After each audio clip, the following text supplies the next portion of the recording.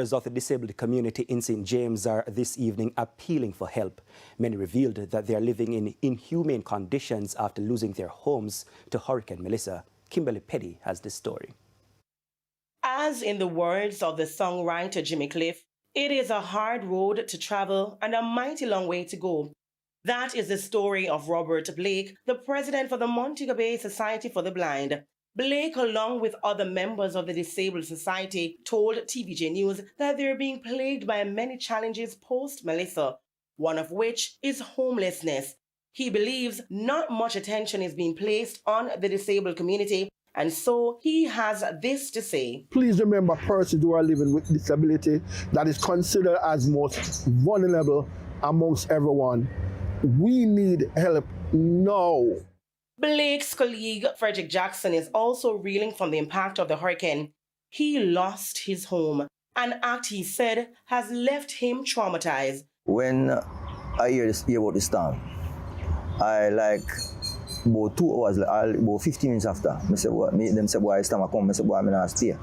But when my house come down, my house come down flat, and everything around, everything. When I look, I see no clothes now, everything gone. Jackson said he went home to pick up the pieces, but to his disbelief, thieves went through the rubble and stole his belongings. Even one day after, I go back up there, I don't see no shoes, no clothes, everything gone. Sometimes I say, wait, I say, man, they move me so fast. They see my eyes, me sick, my eye. Then why couldn't left some? He said he has since sought assistance from the government to help rebuild. When we went down to NIS office, Ministry of Labour, then take some document from me and say they will give me a important visit. However, help is yet to come. Up until this moment, nobody give me a call and nobody give me no visitation. And the delay has left him with no other choice but to sleep on his friend's veranda. A little after the storm, if I sleep at bush, I have nowhere.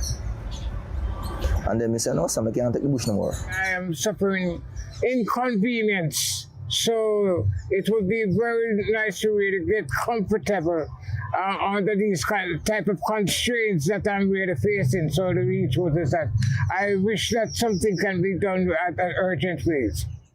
They all believe that any further delay will put them at risk, and so they are appealing to the relevant authorities to intervene. Kimberly Petty for TVJ News.